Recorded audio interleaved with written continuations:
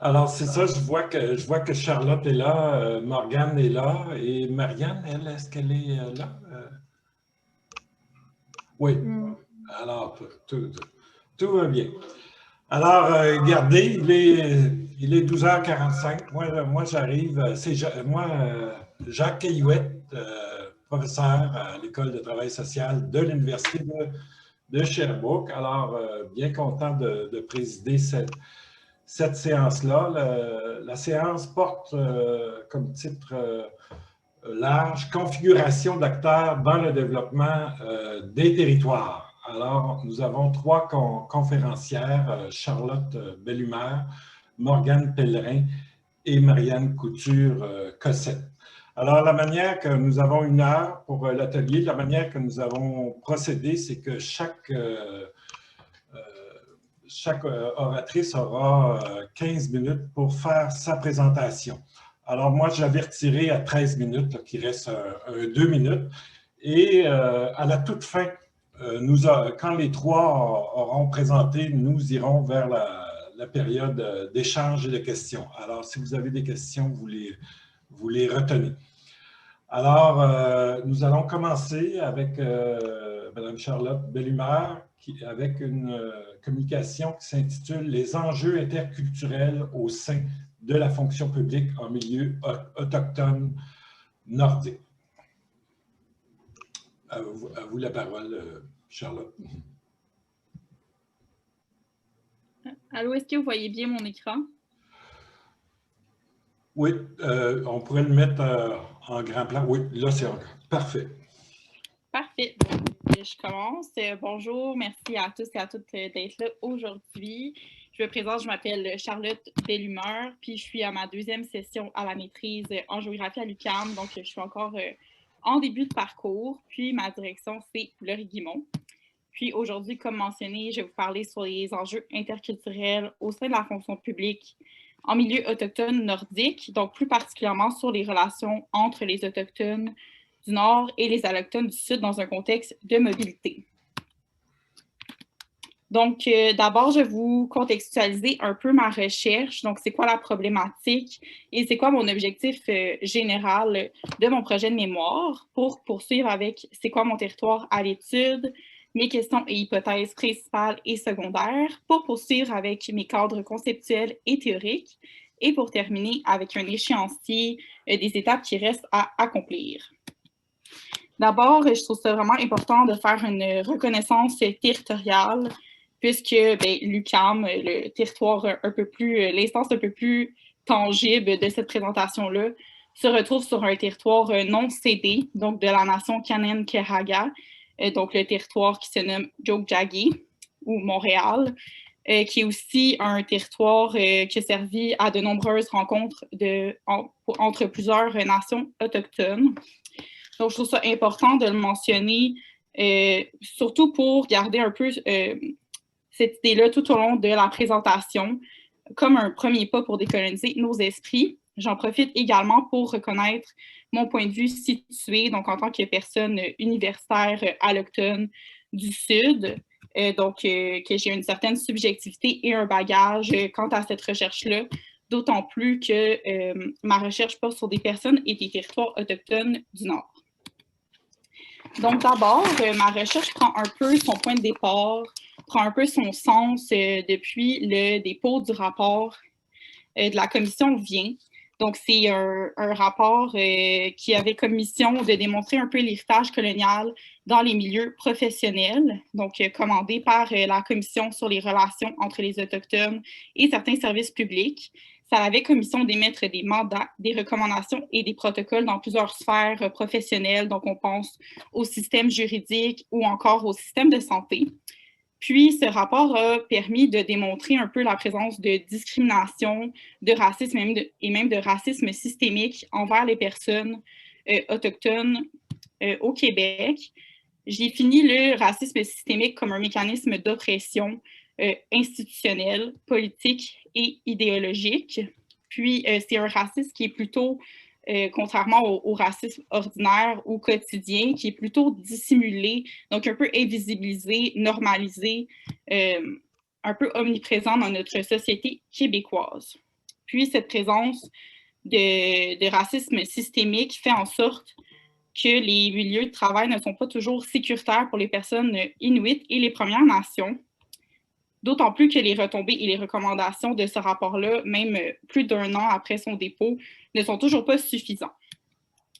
La présence de racisme systémique ou de discrimination se fait aussi ressentir dans le nord du Québec, donc c'est une problématique qui se fait voir dans l'ensemble du nord, et dans l'ensemble du Québec, je veux dire, pardon. D'autant plus que le Nord, aujourd'hui, assiste à une pénurie de personnel. Donc ça crée un roulement de personnel constant, notamment parce qu'il y a un problème de recrutement et de rétention de la main-d'œuvre. Donc, pour pallier à ce problème-là, on va aller chercher des travailleurs et des travailleuses externes, donc notamment du sud du Québec, pour aller œuvrer dans le Nord. Donc ça crée vraiment une dynamique de mobilité et même d'instabilité dans les milieux de travail. Donc, on pense notamment aux pratiques de fly-in, fly-out ou de drive-in, drive-out. Donc, ça, c'est des personnes qui vont aller œuvrer quelques semaines dans le Nord, revenir à leur domicile dans le Sud et vice-versa, ainsi de suite. Et aussi à des personnes qui vont accepter des contrats qui sont temporaires. Donc, on pense notamment à des personnes qui vont aller œuvrer quelques semaines, quelques mois ou seulement quelques années dans les milieux nordiques et ne pas y retourner ou faire des allers-retours entre plusieurs communautés. Donc, encore une fois, il y a un contexte d'instabilité et ça va amener encore plus de chances d'avoir des mécompréhensions culturelles qui peuvent mener au racisme dans ces milieux professionnels-là. D'autant plus que la préparation à ces professionnels reste insuffisante. Il y a des formations qui existent, mais elles ne sont toujours pas obligatoires et ne sont pas toujours adaptées aux particularités des communautés dans le Nord.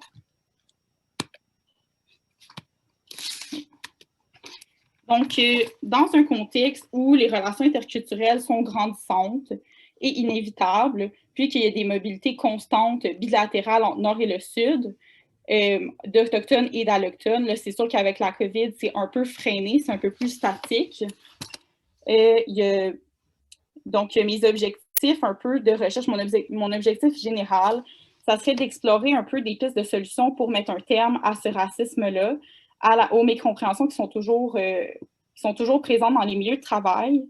Ça serait aussi d'explorer comment on peut assurer des milieux de travail qui sont inclusifs et qui sont inspirés de pratiques de travail décoloniales, dans l'objectif de créer un espace d'inclusion locale et de réconciliation globale. J'entends ici par pratiques décoloniales des pratiques qui prennent en compte, considèrent et intègrent les savoir-faire et les connaissances autochtones. Et dans un contexte de pratique de travail décolonial, les personnes allochtones reconnaîtraient également leur bagage et leur identité de travailleuses du Sud. Donc, de reconnaître leurs privilèges, notamment par leur statut et leur position. Donc, l'objectif, c'est vraiment d'aller voir qu'est-ce qui manque, qu'est-ce qu'on pourrait ajouter pour que ces milieux de travail-là soient davantage respectueux des personnes autochtones. Donc, pour ce faire, c'est un peu cette réflexion-là de pratique de travail décolonial m'a été inspirée par 2 concepts des théories de recherche décoloniale que j'aimerais plutôt aller observer de manière plus pratique, donc appliquée dans des milieux de travail. Donc, le premier concept, c'est le point de vue situé, un peu le standing point. Donc, c'est un concept qui, à la base, n'est pas dans les théories des recherches autochtones. C'est plutôt un concept qui a été développé dans les recherches afro-féministes. Donc, c'est par Patricia Hill Collins en 1990 qui avait développé ce concept-là. Par contre, ça a été repris dans plusieurs recherches décoloniales en milieu autochtone. Donc, ce concept-là, c'est vraiment d'aller reconnaître nos interprétations subjectives, donc qui sont construites par le bagage culturel, académique et professionnel. Et le deuxième concept, c'est par Albert Marshall en 2012, le concept du two eye seeing. Donc, c'est un peu de voir des 2 côtés, comme si on avait un œil pour les connaissances autochtones et un œil pour les connaissances occidentales, puis plutôt d'aller intégrer une petite partie de connaissances autochtones dans les connaissances occidentales. C'est vraiment d'aller créer un véritable dialogue entre les connaissances des 2 côtés. Où est-ce qu'il n'y a pas de rapport de pouvoir, où est-ce qu'il n'y a pas une connaissance qui prévaut sur l'autre. Pour ce faire, pour aller regarder les pratiques de travail, j'ai choisi de m'intéresser au secteur de l'éducation, de la santé et des services sociaux. J'ai choisi ces 3 secteurs parce que le contact humain est au cœur des fonctions, donc c'est vraiment une belle façon d'aller voir les rencontres interculturelles entre les Autochtones et les Allochtones. Également, ces 3 secteurs sont aux prises des pénuries actuelles de personnel et des mobilités constantes entre le Nord et le Sud. Je vais m'intéresser plutôt à l'échelle des institutions, donc des institutions médicales, sociales et éducatives qui sont au nord du 49e parallèle québécois. Donc, il y a un chevauchement, comme je vous ai montré sur la carte ici à l'écran, il y a un chevauchement des territoires Cris, Innu, Naskapi et des Inuits. Je tiens à préciser que même si je me suis arrêtée sur ce nord-là pour ma recherche, je vois le nord comme une construction sociale. Donc, le nord n'est pas seulement une délimitation de frontières, mais également un espace vécu, habité, imaginé et ressenti. Donc, un peu comme cette carte-là le démontre, les territoires se chevauchent et vont même dépasser les frontières québécoises. Donc, je me garde une certaine flexibilité dans le cadre de mon mémoire d'aller dépasser un peu ce 49e parallèle québécois dans le cas où les institutions iraient justement dépasser la délimitation que je me suis donnée.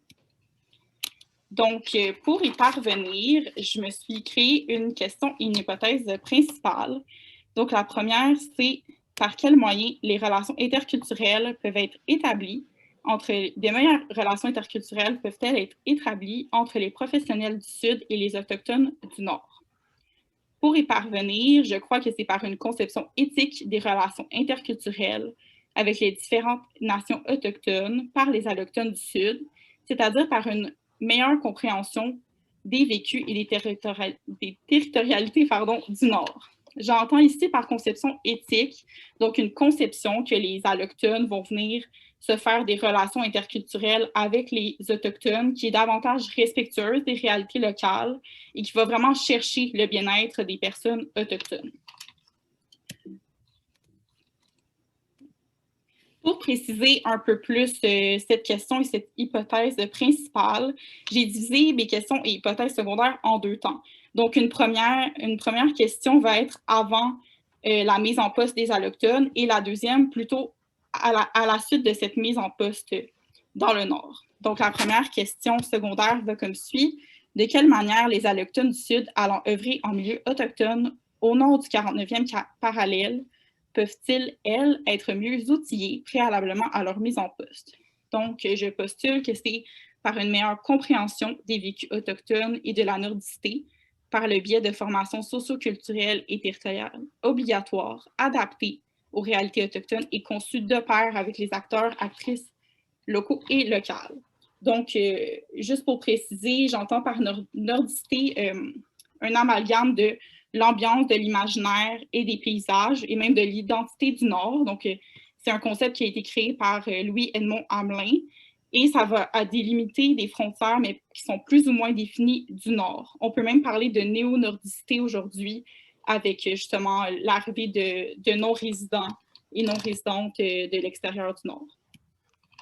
Ma deuxième question va plutôt aller interroger, une fois les travailleuses du Sud en poste dans le Nord, de quelle manière une dynamique relationnelle éthique avec les Autochtones peut-elle être assurée? Donc, je postule que c'est par un processus d'anordissement qu'une plus forte interculturalité et une meilleure intégration aux territorialités nordiques sont possibles. J'entends ici par anordissement une manière de s'ouvrir au Nord, donc c'est également un concept qui a été amené dans des textes de Louis-Edmond Hamelin. Donc, je le vois comme une réelle intégration des travailleurs et travailleuses du Sud dans le Nord par une montée de caractère nordique dans leurs pratiques. Et ça peut même amener justement à une réduction des mobilités, puisque l'anordissement peut même amener à une permanence de leur habitation dans le Nord. Donc, pour ce faire, sans tout nommer mes variables et indicateurs, je vais aller m'intéresser à 6 concepts clés. Donc, le concept. Il vous reste 2 minutes et demie, hein? Oui, c'est bon, c'est dans mes dernières slides. Donc, je vais aller m'intéresser au concept d'éthique, de compréhension, nordicité, interculturalité, territorialité et anordissement sous le concept opératoire de conception éthique que j'ai expliqué plus tôt. Finalement, je ne me suis pas encore arrêtée sur un cadre théorique fixe. Par contre, je m'intéresse beaucoup à la décolonisation de la recherche et toutes les théories qui s'y entourent. Donc, la décolonisation de la recherche, les théories décoloniales, c'est quelque chose qui se voit beaucoup plus au Canada depuis les 20 dernières années.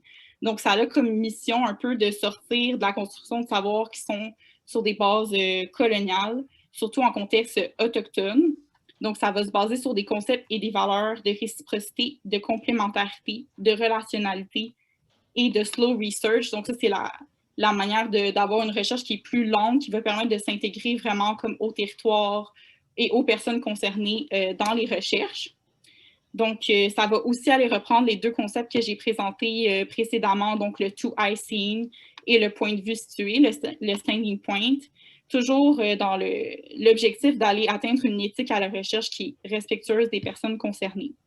Donc, dans la mesure du possible, dans le cadre d'un mémoire avec des exigences temporelles et méthodologiques et des limites monétaires, théoriques et pratiques, j'aimerais le plus possible aller appliquer ces théories-là, donc d'aller appliquer des valeurs de respect et d'horizontalité, notamment entre moi, la chercheuse, et les personnes concernées, et dans la mesure du possible, d'aller intégrer la slow research, donc je me permets de dépasser un peu le temps accordé d'une maîtrise s'il le faut pour réellement m'intégrer au concept choisi.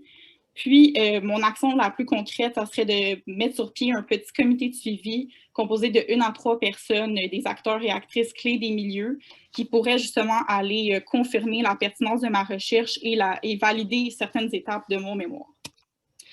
Donc, je n'ai pas encore de résultats préliminaires à présenter puisque je suis encore au début de mon parcours. Par contre, selon la pandémie, selon ce qui s'en vient dans les prochains mois, j'ai plusieurs moyens d'aller confirmer ou infirmer mes hypothèses. Donc, j'ai 2 cours terrain prévus dans le nord du Québec et j'ai aussi 2 manières de collecte de données qui sont prévues. La première, c'est l'analyse d'une base de données audiovisuelles déjà récoltées sur des terrains antérieurs. Donc, pour aller analyser les bonnes pratiques. En allant vers une conclusion, là. Ah oui, c'est ma conclusion. OK. Oui. Pardon? Rapide, parce qu'on a dépassé le temps. OK. Parce qu'on va pouvoir échanger pendant les 15 minutes après, là. OK. Donc, j'aurai l'analyse de ces bonnes données-là et sinon, j'ai des entrevues avec des acteurs clés, des acteurs et actrices clés des milieux scolaires, médicaux et des services sociaux de la fonction publique. Merci beaucoup. Alors, merci. Merci énormément.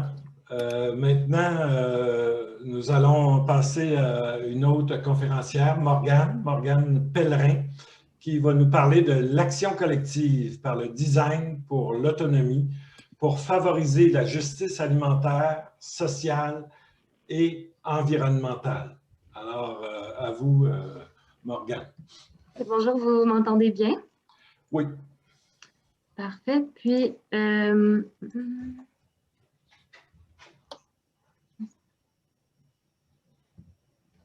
vous voyez bien ma présentation? Oui, c'est très bon. Parfait. Merci pour l'introduction. Donc, le titre a déjà été dit. Puis, à l'occasion, en fait, de mes dernières présentations, j'en ai profité pour présenter un peu plus en détail, justement, cette approche-là qui est le design pour l'autonomie, d'où ça sort et tout, puisqu'elle est un peu moins connue. Mais aujourd'hui, je vais passer un peu plus rapidement sur ça. Puis, mon point, c'est vraiment de vous partager un peu plus mes résultats, donc ma contribution, puis de voir si je le présente de manière claire, puis peut-être si je peux aller chercher des conseils sur cette façon-là de les présenter. Puis, on pourra aussi discuter après où mon mémoire aussi tire à sa fin, donc vous pouvez toujours le lire. Donc, le cas expérimental sur lequel porte ma recherche, il est situé dans le quartier montréalais de Pointe-Saint-Charles et plus précisément au bâtiment 7, qui est qualifié de fabrique d'autonomie collective. Pour ceux et celles qui ne connaîtraient pas, il s'agit en fait d'un ancien bâtiment ferroviaire qui a été reconverti par la population pour en faire un moteur de transformation autant culturel, social, politique, économique, puis environnemental. Il y a une première phase qui a ouvert ses portes en 2018, qui comprend entre autres des ateliers collaboratifs, l'épicerie autogérée Le Détour, un café microbrasserie, puis des espaces consacrés à l'agriculture urbaine à l'extérieur. Pointe-Saint-Charles, ça fait partie des quartiers urbains qui sont encore aujourd'hui affectés par des conséquences d'une désindustrialisation qui s'est faite de manière accélérée, puis qui a été accompagnée aussi par la précarisation puis la stigmatisation d'une portion non négligeable de sa population. Donc, une partie importante des résidents du quartier qui sont confrontés à des enjeux liés à une défavorisation économique et sociale, puis à l'insécurité alimentaire, sans oublier en fait les enjeux de gentrification. Et face à cette situation-là, il y a un nombre important d'organismes puis de collectifs qui se concertent pour proposer des initiatives qui viennent s'inscrire dans un processus de sécurisation alimentaire. Donc, en 2016 a eu lieu l'initiative Nourrir la Pointe, qui amène les groupes du quartier à se réunir pour développer une vision puis des objectifs communs avec une intention de concevoir une initiative d'un pôle alimentaire au bâtiment 7 dans la partie du bâtiment Oil Store. Puis, à partir de l'automne 2019, la stratégie elle change pour envisager non plus la conception d'un projet théorique sur le long terme, mais plutôt une initiative expérimentale prévue dès l'été 2020 sur les espaces privatifs extérieurs du bâtiment 7. Puis cette initiative, qui est appelée la Fermette, elle a pour vision d'accroître l'autonomie alimentaire de Pointe-Saint-Charles par un projet d'agriculture urbaine alternatif, écologique et solidaire au bâtiment 7 qui contribue au déploiement d'un véritable système alimentaire de quartier. Il est porté par le comité Fermette qui, lui, réunit l'épicerie autogérée Le Détour, l'organisme Le Club populaire des consommateurs de Pointe-Saint-Charles, le collectif C'est à nous qui est porteur du projet du bâtiment 7 et la Corporation de développement communautaire Action Gardien qui représente plusieurs organismes et des citoyens, citoyennes et étudiantes. La démarche que j'adopte est sur une logique inductive, puis en lien avec le contexte empirique de ma recherche, je mobilise 3 concepts clés qui sont l'autonomie, les communs, puis la justice alimentaire. Et la justice alimentaire, en fait, je la prends dans une approche pluridisciplinaire qui est proposée par Camille Hochdez, qui rejoint plusieurs préoccupations communes à la justice environnementale et surtout à la justice sociale, parce que, comme Juan-Luis l'a dit plus tôt aujourd'hui, il n'y a pas de... En fait, les différentes dimensions de la justice sont interconnectées.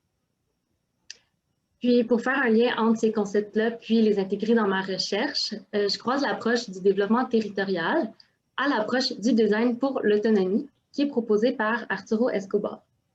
Et en gros, il faut comprendre que selon cette approche-là, le design ne fait pas nécessairement référence à des objets figés comme des aménagements ou des bâtiments.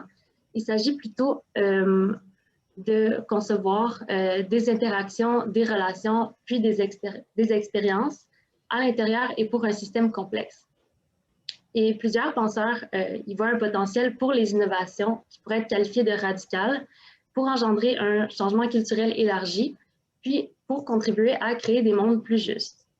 L'approche met en lumière des relations, non pas d'indépendance, mais plutôt d'interdépendance.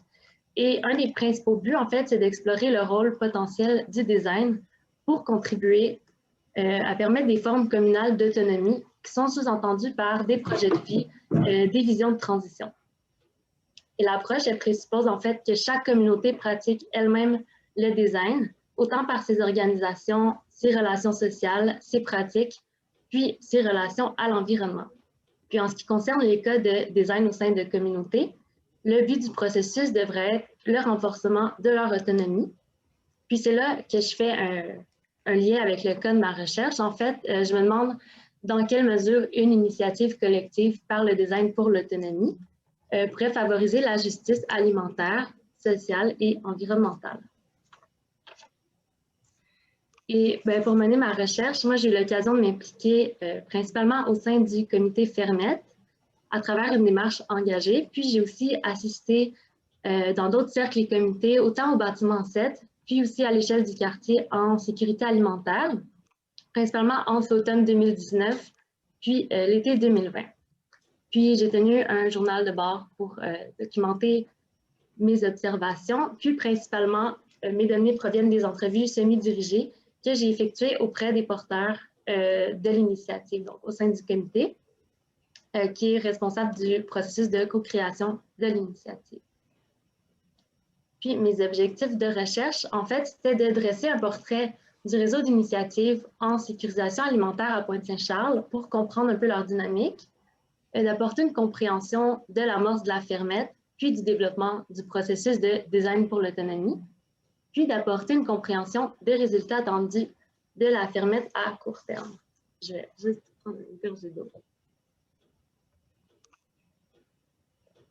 Voilà.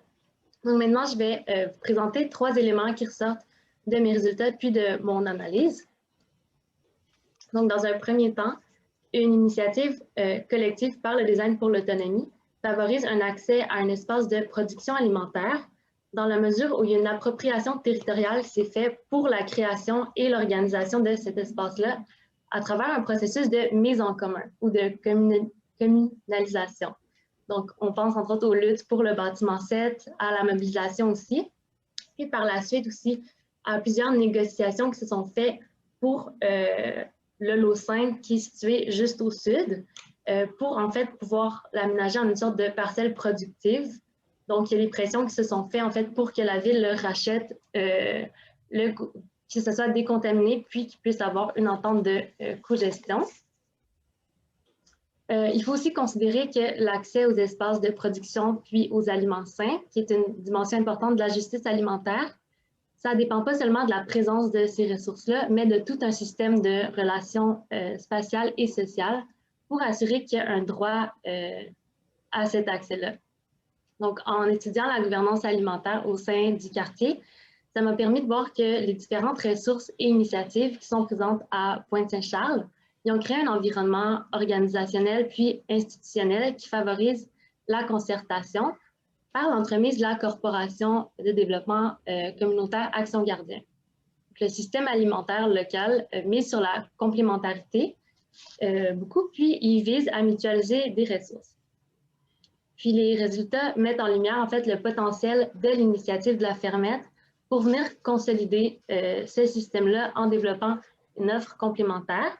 Ça serait par exemple en rendant accessibles des équipements de production et de transformation à des initiatives existantes, en diversifiant des moyens d'implication pour la population, puis en écoulant une partie de la production alimentaire dans les épiceries de quartier, comme à l'épicerie Autogérée Le Détour, puis à l'épicerie solidaire du Club populaire des consommateurs, et par la création en fait, d'un éventuel réseau de distribution, devenant alors un véritable pôle alimentaire. Donc, en résumé, le droit d'accès aux aliments sains qui sont produits il est favorisé par la création de relations au sein d'un système alimentaire de quartier que l'initiative a le potentiel de venir consolider, puis se faisant de contribuer à la justice alimentaire. Et dans un deuxième temps, une initiative collective par le design pour l'autonomie contribue à lutter contre des inégalités. Donc, l'organisation de la fermette en tant qu'espace de reproduction sociale, ça permet à la collectivité de prendre part au leadership. Ça se fait par la formation de différents groupes et sous-comités pour influencer l'initiative avec une certaine flexibilité, puis ce faisant de permettre aux habitants du quartier de participer au processus de co-création de la fermette. Donc, les différentes formes d'implication possibles, soit de manière plus autonome ou sous forme d'éducation, d'ateliers d'éducation populaire, ils sont vus comme favorisant l'inclusion, l'empowerment, puis l'autonomisation. Et concrètement, ça se fait entre autres par la création d'un milieu de vie convivial qui favorise le partage, un sentiment d'appartenance, puis le renforcement de liens, et par le développement d'outils d'éducation populaire, avec une priorité en fait pour les personnes marginalisées, puis aussi en favorisant une participation citoyenne, puis une appropriation du projet, entre autres avec une valorisation vraiment de la culture du do-it-yourself ou du faire soi-même, puis du low-tech, et par le développement et la reconnaissance d'une diversité de savoirs et d'expertise en lien vraiment avec les différentes phases du système alimentaire.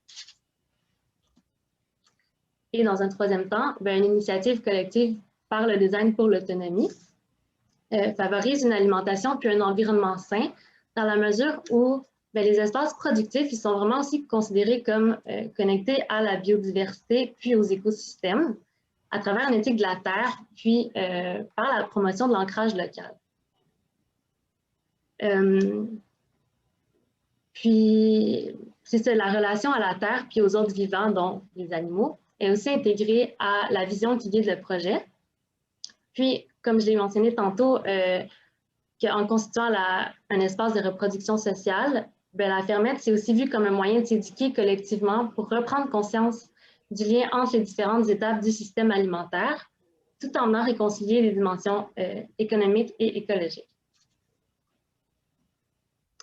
Puis ensuite, pour que l'autonomie puisse être développée, ou on pourrait le dire autrement, que la collectivité puisse exercer son droit de s'auto-créer en continu, la capacité du comité à établir des rapports au sein du quartier, mais aussi auprès de partenaires plus largement, ce qui inclut auprès des bailleurs de fonds, de la Direction régionale de la santé publique, de l'arrondissement du Sud-Ouest, de la Ville de Montréal, ça a été puis ça demeure essentiel pour la reconnaissance d'initiatives, puis pour les étapes à venir qui vont permettre de venir consolider le projet. Il vous reste 2 minutes. Là. Parfait. Puis bien que ma recherche, elle se concentre sur une expérimentation qui s'inscrit dans un contexte qui lui est propre, mais la perspective théorique que je propose dans le cadre de ma recherche, elle pourrait servir de repère pour favoriser l'analyse de différentes initiatives collectives qui sont ancrées territorialement, puis qui visent la justice alimentaire, sociale et environnementale. Puis finalement, ça fait en fait un lien avec ce qui a été dit ce matin aussi, c'est qu'en écrivant la conclusion de mon mémoire, j'ai réalisé que je ressors avec beaucoup plus de questions que de réponses, parce que j'ai l'impression que j'aurais pu partir dans toutes les directions, m'étendre sur plein de choses. Donc, je me demande, entre autres, comment la documentation du processus de création puis d'organisation de tels espaces, ça pourrait contribuer à leur consolidation puis à leur reconnaissance, pour guider aussi d'autres initiatives, puis contribuer à élargir la portée politique de la justice alimentaire. Donc voilà ce qui résume ma recherche, donc ça me fera plaisir d'échanger après. Puis c'est ça, n'hésitez pas si jamais vous avez des suggestions pour bonifier la présentation de mes résultats, sous forme graphique aussi.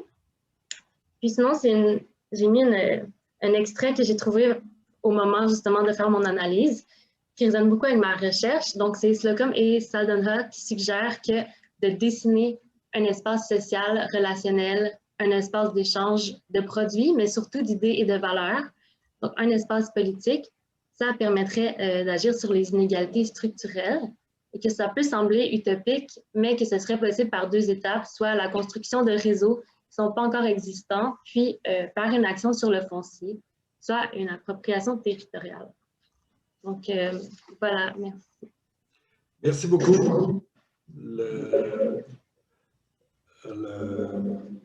Alors, nous allons passer maintenant à la conférencière Marianne Couture-Cossette, qui va nous parler de l'habiter en Basse-Côte-Nord, fonction géosymbolique et fédératrice de la route 138. Allô, je vais essayer de partager mon écran. Je sais que ça fait 1 an qu'on est sur Zoom, là, mais... Est-ce que là, vous le voyez? Oh mon Dieu, à l'aide. Oui, très bien. OK, super. Bonjour, allô, je m'appelle Marianne Couture-Cossette. Je suis étudiante à la maîtrise sous la direction de Laurie Guimont. Puis je m'intéresse à la Basse-Côte-Nord, puis tout spécialement, en fait, à la route 138 dans ses fonctions géosymboliques. Donc, mon questionnement concerne plus précisément là, les manières dont l'absence de la route, puis les projections qui sont faites au sujet de son parachèvement, marquent à la fois le paysage culturel, social et politique des individus et des communautés en Basse-Côte-Nord. Donc, voici un petit peu de ma présentation. Ça va se dérouler en environ 5 temps. Donc, je vais commencer par vous présenter en fait le territoire à l'étude, donc la Basse-Côte-Nord, sa population, puis quelques détails là, importants pour bien comprendre en fait l'importance de la route 138 dans le contexte où je l'aborde. Ensuite de ça, je vais vous présenter, dans le fond, c'est ça, quelques enjeux entourant la 138, son absence ou alors son développement. Je vais aussi vous faire part de ma problématique de recherche, de quelques petites idées théoriques, de mes questions, hypothèses principales, puis ensuite, là, on va glisser vers quelques éléments méthodologiques avant la période de questions à laquelle je vais essayer de répondre au mieux de mes connaissances. Avant de commencer, je vais juste dire brièvement que je vais faire usage du terme « coasters » et je ne parle pas de sous-verts, mais bien de personnes. Donc, les coasters, ce sont les personnes non-Innu de la Basse-Côte-Nord. Donc, c'est le terme-là que les personnes en Basse-Côte-Nord utilisent pour se désigner. Donc, je vais parler d'Innu et de coasters. Faites pas le saut. Donc, c'est ça, juste pour se replacer un petit peu, la Basse-Côte-Nord s'est située plus largement au sein du territoire de la région administrative de la Côte-Nord, qui est délimitée à l'ouest, en fait, par le Saguenay-Lac-Saint-Jean. Au nord-est, on a la frontière du Labrador, Terre-Neuve, puis au sud, on a le littoral du golfe du Saint-Laurent. Donc, la Basse-Côte-Nord, ça couvre environ 400 km de distance le long du littoral. Ça s'étend entre les villages de Kegaska au sud-ouest. Pour vous placer un peu, c'est le village qui suit Natashquan, qui est très connu pour Gilles Vigneault. Puis au nord-est, on a Blanc-Sablon, en fait, qui marque l'entrée vers le Labrador, qui termine la Basse-Côte-Nord. Donc, la Basse-Côte-Nord, ça comporte 15 unités de peuplement, dont 2 communautés Innu, celles de Unamen-Chipou et Pakwachipou. On a 3 localités qui sont francophones, puis le reste de la Basse-Côte-Nord est à forte majorité anglophone. En 2016, il y avait environ 6 000 personnes au recensement, incluant les Innu et les communautés anglophones et francophones. Puis, quand même important, toutes ces localités-là avaient, en 2016, un indice de vitalité économique négatif. Donc, ça, c'est un signe annonciateur ou démonstrateur, en fait, d'une dévitalisation assez fulgurante. Puis, dans ce cas-ci, qui est dû là, notamment au vieillissement des populations, à un exode des jeunes vers les grands centres. La liste est longue, mais voilà. Il y avait seulement Blanc-Sablon, en fait, qui avait un indice de développement positif, mais très faible en 2016, puis c'est connecté au Labrador par la route. Donc, comme pour le reste de la Côte-Nord, tantôt David en a parlé un peu, mais la Basse-Côte-Nord, elle est aussi le lieu de peuplement de la nation Innu. Donc, ça fait partie là, du Nitassinan, qui est un territoire ancestral Innu qui est non cédé et non conventionné.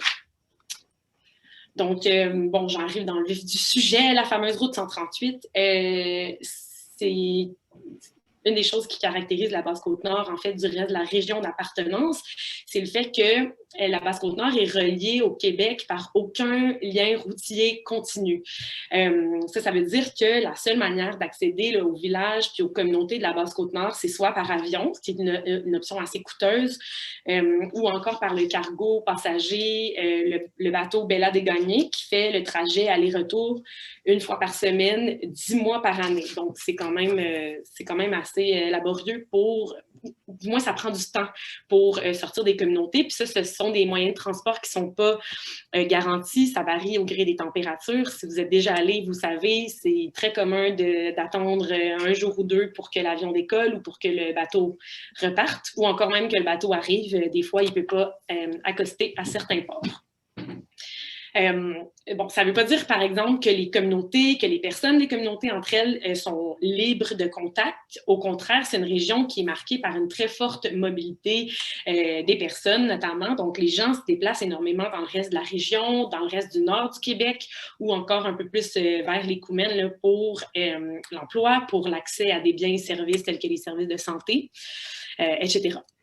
Et il y a aussi l'hiver qui est assez particulier en Basse-Côte-Nord, qui est synonyme là, de désenclavement parce que c'est l'occasion d'ouverture de la route blanche, en fait, qui est comme une route qui est balisée, qui est entretenue par le ministère des Transports et qui relie enfin toutes les communautés entre elles pendant l'hiver.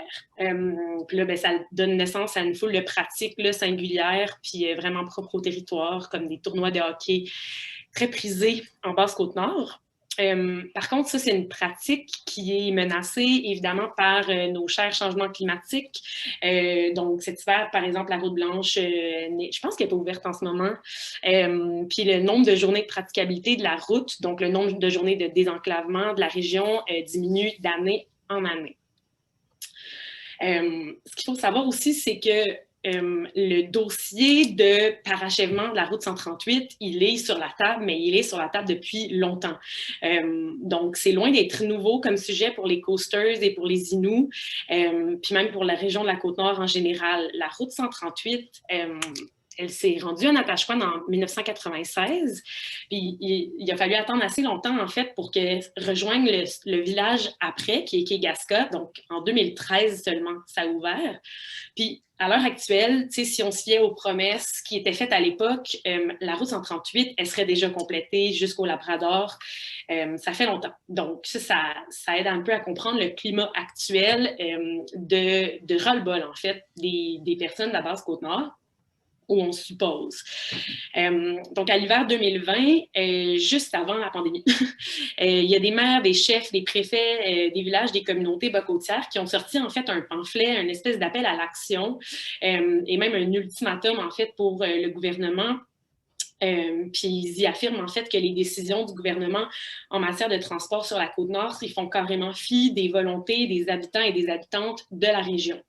Donc, j'ai collé un extrait ici là, du pamphlet qui dit que si le Québec confirme par son inaction qu'il ne s'intéresse pas à la Côte-Nord, les personnes de la base Côte-Nord auront tous et toutes une décision à prendre pour assurer leur survie. Et les communautés de la base Côte-Nord et de la Côte-Nord vont tout faire, en fait, en leur pouvoir pour être reconnus comme des membres à part entière de la famille. Ça fait penser un peu aussi, en 2014, en fait, il y a même été question carrément à Blanc-Sablon d'un référendum pour se séparer du reste du Québec pour s'annexer au Labrador et peut-être obtenir la route. Donc, au-delà de la faisabilité d'un projet comme celui-là, ces ambitions-là puis ces propos-là, ils questionnent plus largement, à mon sens, la nature de l'appartenance et de l'affiliation des Coasters et des Inuits à la base au Québec, en fait. Puis ça met en fait la puce à l'oreille pour entrevoir toute l'importance matérielle et symbolique que revêt la route 138 pour la région puis pour les personnes qui la peuplent. Donc, j'aimerais ça mentionner aussi, premièrement, que l'idée à la base du projet, en fait, elle vient carrément des personnes de la base Côte-Nord, elle vient des communautés, est issue notamment de constats puis d'interrogations qui ont été formulées là, suite à un terrain de recherche que j'ai eu la chance de faire avec ma directrice. Donc, ça vient vraiment de eux et elles. Ce qui était ressorti de ça, en fait, c'est une impression que la route, elle transcende carrément les discours, puis elle se lie directement aux questions d'identité, de pérennité des villages, d'attachement, puis d'affiliation politique. Donc, qu'il y ait une route ou non, qui soit complétée dans les prochaines années, je pense, en ce moment, il semblerait qu'on soit dans un moment charnière pour la base Côte-Nord, puis qu'il y ait une redéfinition là, du rapport au territoire des Inuits puis des Coasters qui semble déjà en cours, puis qui fait comme prendre conscience de l'importance de comprendre, en fait, en amont, les fonctions que peut avoir la route 138 pour ceux et celles-ci. Donc, j'ai inséré ici une citation de Dimeo qui parle des lieux où la route s'insère, en fait, c'est que c'est le tissu dans lequel elle s'insère qui possède les clés de sa propre réussite, de son développement, ou qui contient au contraire les ferments de crise.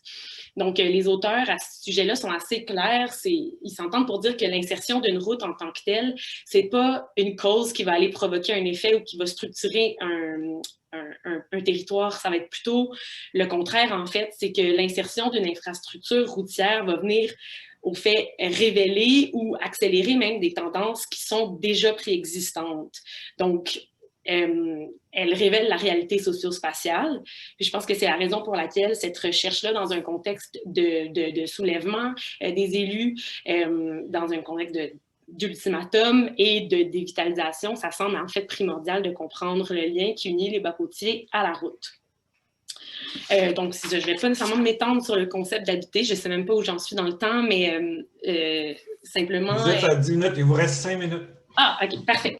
Je veux mentionner que, bon, je vais observer mes résultats là, à travers ce métaconcept qu'est l'habiter.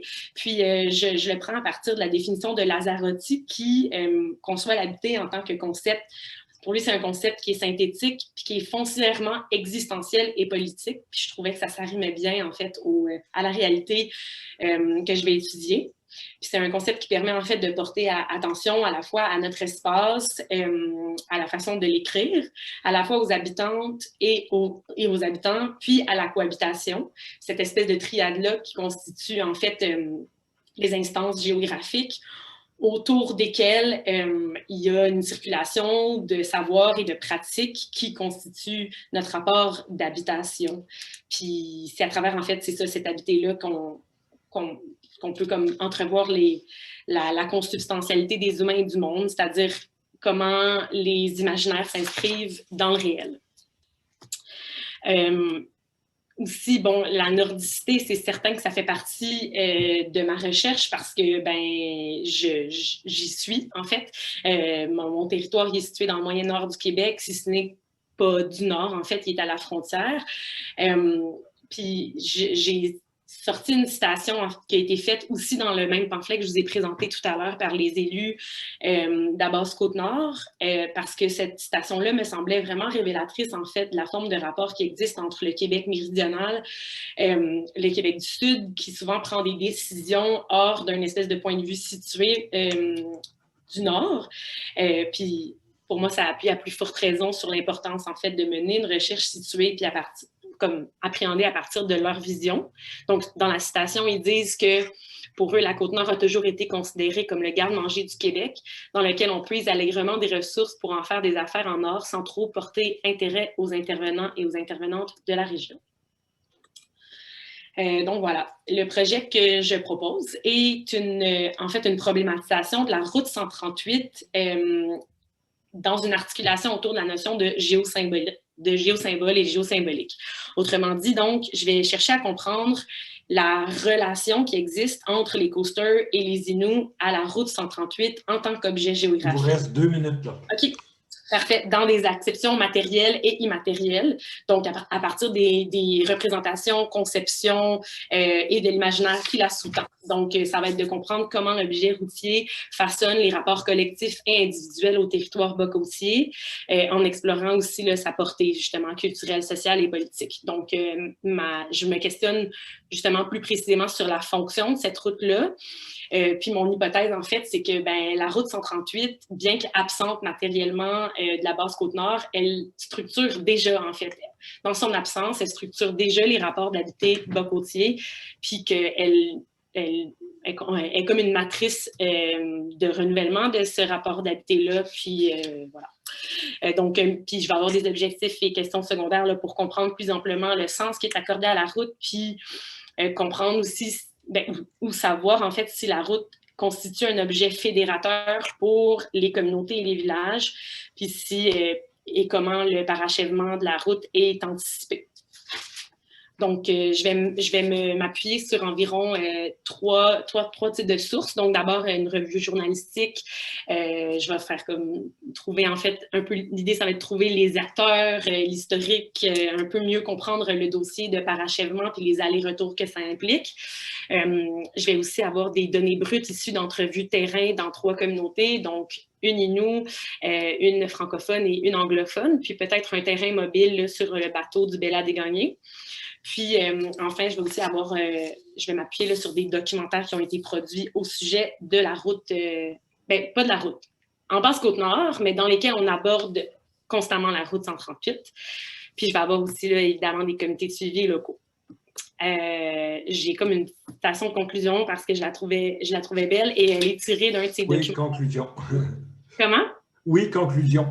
Ben voilà, mais c'est juste pour dire, en fait, je trouvais que cette citation-là appuyait à plus forte importance sur le lien existentiel entre les bas-côtiers, les bas-côtières et les Inuits à leur territoire.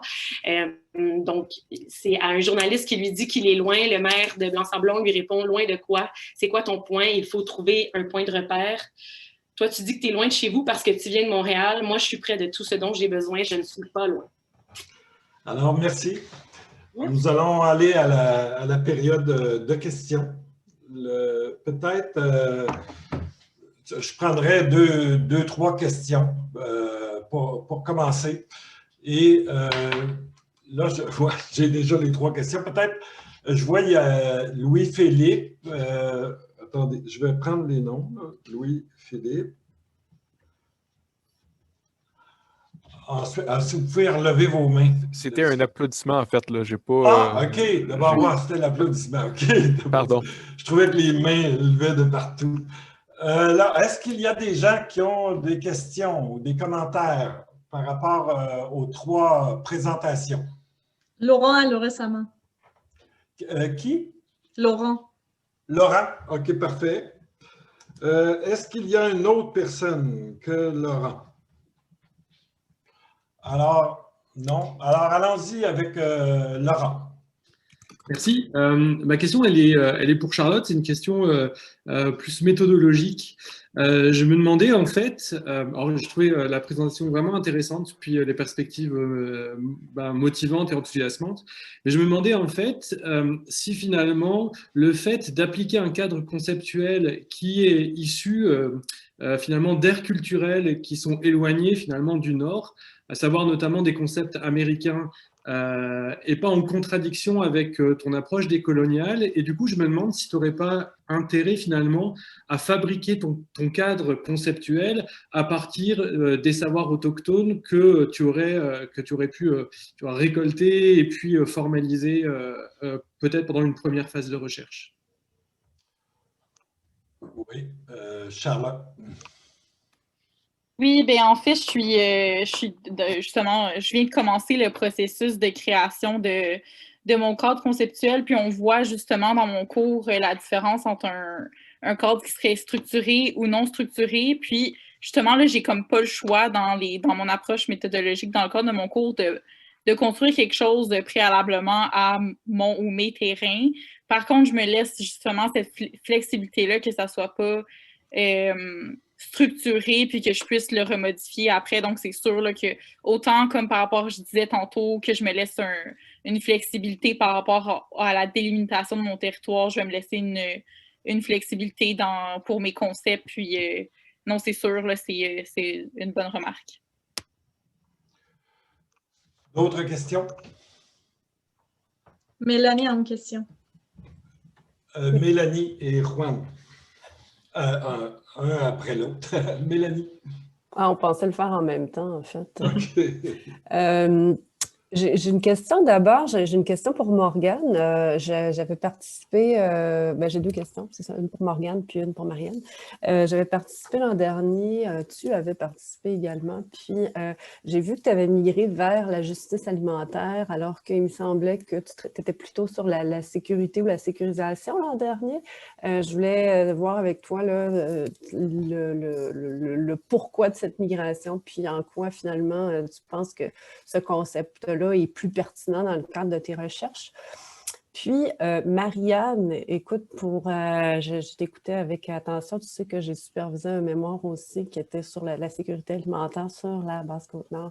Et je me suis vraiment demandé dans quel contexte, en fait, quelqu'un avait dit que la Basse-Côte-Nord était le garde-manger du Québec. Est-ce que tu peux me remettre en contexte par rapport à cette citation-là?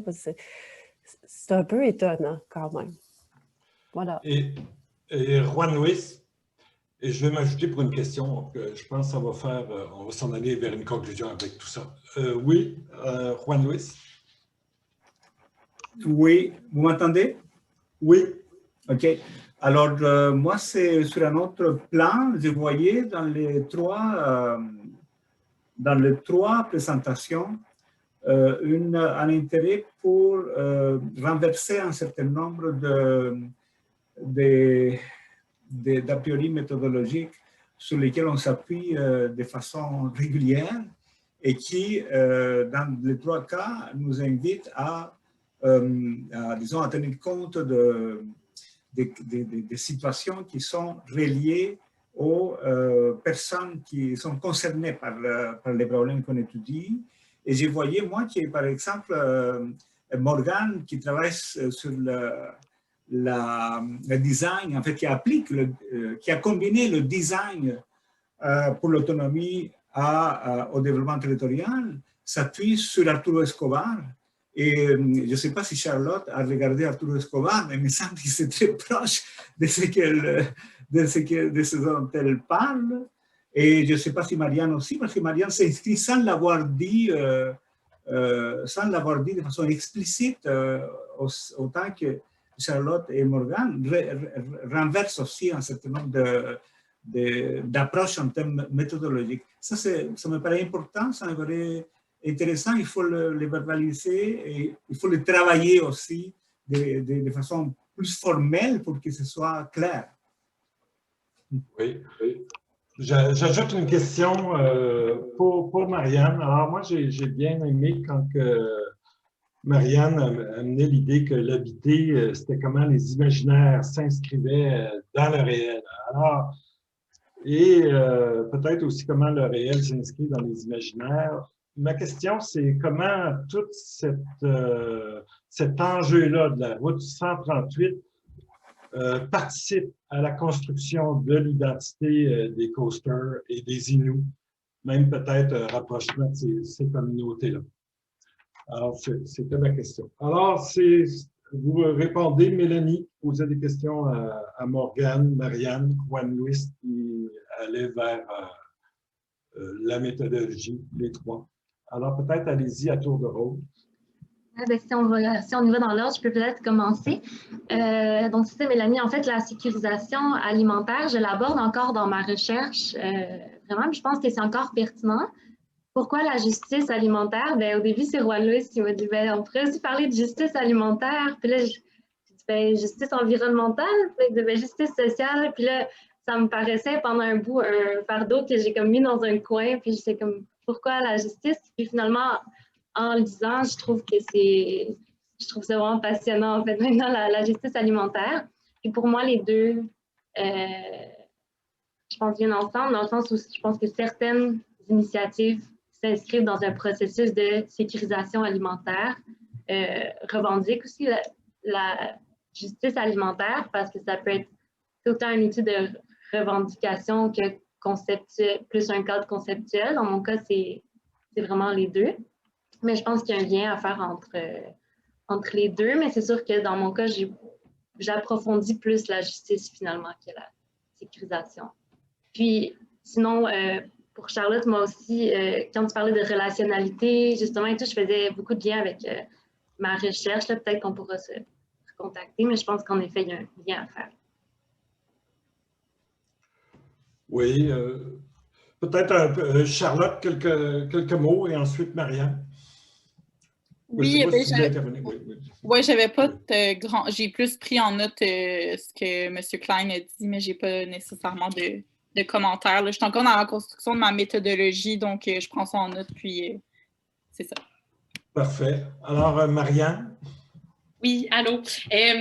Mélanie, pour répondre à la question, en fait, le pamphlet qui a été produit, c'est comme un grand texte par les élus de la base Côte-Nord, puis les chefs et tout, puis c'est au sens figuré. En fait, vraiment, c'est de dire qu'en fait, le Nord, on y puise, c'est parce que puis il parlait aussi plus généralement de la Côte-Nord en tant que telle. C'est vraiment comme des élus de partout sur la Côte-Nord aussi qui ont mis la main à la pâte pour ce mouvement-là, mais c'est vraiment juste parce que la Côte-Nord, on y puise des ressources hydroélectriques, on y puise des ressources minières, etc. Puis donc, eux, ce qu'ils disent, c'est on produit comme 1% du PIB, puis on ne reçoit pas en retour, puis on attend juste une route, mettons. Fait qu'il y avait, c'était plus dit au sens comme ça, parce que non, Garde-manger du Québec, au contraire, l'épicerie, justement, ça serait bien si elle pouvait arriver un peu plus fraîche et plus fréquemment par la route. Alors, voilà. Merci. C'est bon? Et Marianne, sur la 138, est-ce que tu vois que ça peut être un thème qui va participer à la construction identitaire des coasters et des Inuits? Je pense que c'est clair, en fait. Mais, tu sais, je veux pas m'avancer parce qu'en fait, ça fait partie de mon hypothèse. Tu sais, quand je dis que je postule que c'est une matrice d'expression identitaire, politique, etc. Donc, ça fait partie de mon hypothèse, mais j'ai l'impression que oui, et que ça va paraître dans les résultats parce que, non seulement il se distingue du reste du Québec, mais aussi du reste de la région d'appartenance, puis que c'est pas puis ça, j'ai pas eu la chance d'en parler, mais c'est pas tout le monde qui veut la route, tu sais, c'est dans les discours. Si vous avez la chance d'aller voir, en fait, justement, le documentaire Les Coasters en tant que tel, on en parle, tu sais, de dire, ah, ben, qu'est-ce qui va arriver si la route, elle arrive? Est-ce qu'on va perdre notre identité, en fait? Donc, c'est peut-être pas dit dans ces termes-là, là, mais quand même presque pareil. Fait que je pense que oui, il y a comme un espèce d'enjeu identitaire clair qui tourne autour de la route, là, puis ça fait partie de mes hypothèses puis de mes concepts et indicateurs là, de recherche. Ouais. Si je peux me permettre, Jacques, oui.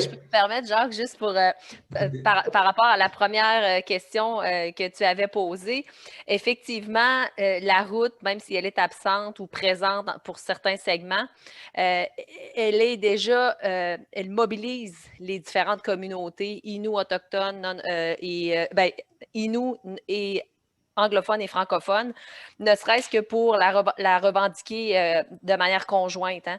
Donc, la route, en tant qu'objet, agit comme fil conducteur des communautés, entre autres. Là.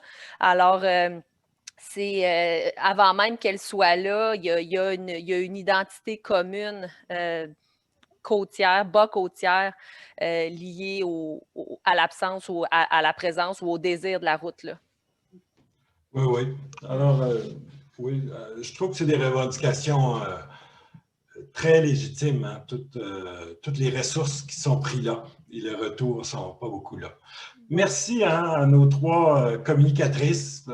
Excellente séance. Alors, nous poursuivons. Oui, là, on peut applaudir avec nos mains qui apparaissent. Là, ça valait le coup. Alors, merci, Jacques. Moi, je cède, c'est la pause café, je pense. Alors, vas-y, Laïla. C'est toi qui vas nous guider là. Oui, merci Jacques. On va prendre une petite pause café. On revient à 14h pour la table ronde sur la pandémie et l'innovation sociale.